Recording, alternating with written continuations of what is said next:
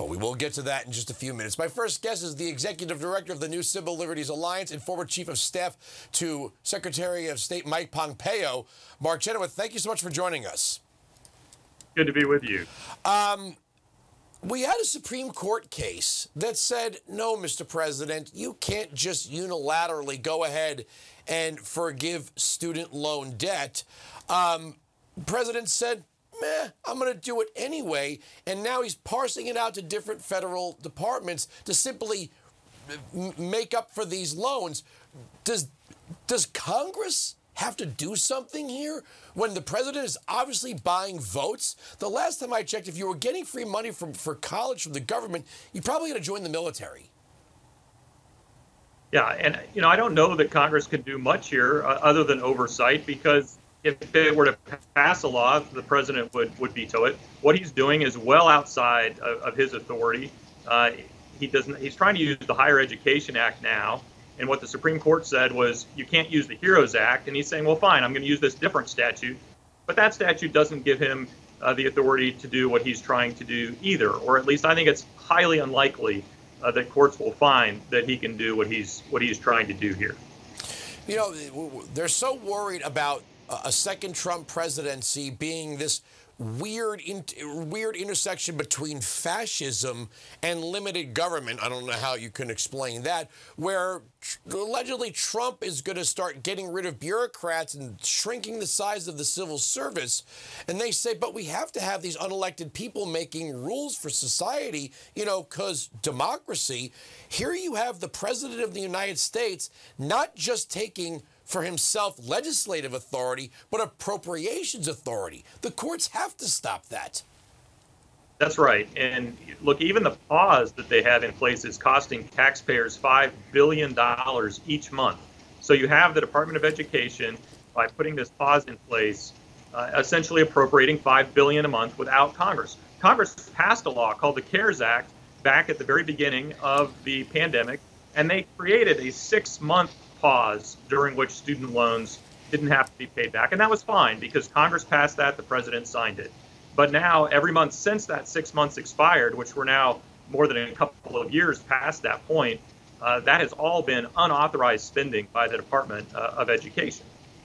Why don't we just call this what it is? It's buying votes. It's nothing more than buying votes. And it really is, I will say, because it's Salem, a slap in the face, there are other choice words, to people that either paid off their loans, didn't go to college at all, or had to serve in the military honorably to get their tuition covered by the government. To basically say, well, to everyone else, the thanks you get for paying your loan is you're going to pay someone else's loan. The thanks you get for not going to college is you're going to pay someone else's loan. And the thanks you get for serving in the military is you're still going to pay someone else's loan. Well, that's right. And there are other programs that Congress has passed that forgive loans if you do certain things, like serve in the military or like serve in a public interest organization for 10 years.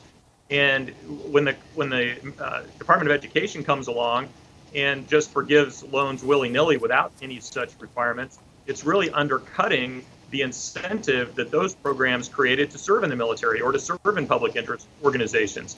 And so you have the Department of Education undercutting duly passed laws.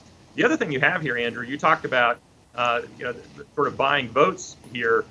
There is, we call that sort of the legal terminology for that is that there's a suspending or dispensing power. And that just means that the executive would be saying that the law doesn't apply to certain people, that even though the law says you have to pay back your loan, we're going to identify certain people who don't have to pay back their loans. Well, I've got news for the administration. That policy ended not with the U.S. Constitution. That ended with James II when he was King of England.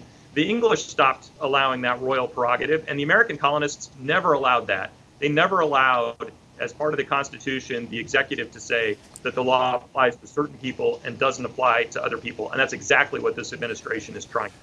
I know that there was a provision that was like 10 years and no more than a certain percentage of your discretionary income. So in other words, unrelated to what you borrowed. But they keep claiming poverty. They keep talking about the middle class or the impoverished class. Who are these people graduating from these Ivy League schools with advanced degrees that are having a hard time finding work? Well, maybe they should pick different majors. That's one suggestion that I would have if folks are having trouble. But the other point here is if the administration wants that kind of a policy, they need to go to Congress and get Congress to vote for it. Congress can create that sort of loan forgiveness policy if they want to, but the point is they haven't, and you can't start rummaging around in old statutes, whether it's the HEROES Act that was passed in the wake of 9/11, or if it's the Higher Education Act that was passed in the mid-1960s. You can't just go rummaging around, find some random words in the statute, and claim that that gives you the authority to. Why don't we just admit to ourselves the truth here? One of the most loyal voting blocks for Democrats is single women, right? It's these miserable, liberal, elitist, white-collar women that they need to shore up for 2024. He's trying to buy their affection. We saw polls that show like 70% of the people who get this forgiveness are going to take more vacations, eat out more, buy some new electronics. In other words, they're not keeping themselves off the street or feeding their families. This isn't about people who are impoverished with a degree from Harvard. This is about Biden paying back miserable, lonely, single white women, perhaps in the cities or the suburbs, for their vote. We saw the same thing with the nationwide eviction moratorium, where landlords were told, we're not going to make people pay back their rent to you during this eviction moratorium. And what did those folks do? Did they save that money up? No, we had a lot of examples of folks who were going on vacation or buying fancy new cars or other kinds of, or stereos or what have you. And the landlords are saying, I can't make rent on my building because these folks aren't paying me, and yet I see what they're spending their money on. Now, I'm not saying that was every person. We saw a lot of that. Well, they knew there were more renters than landlords, right? There's more renters than landlords. They're playing a numbers game.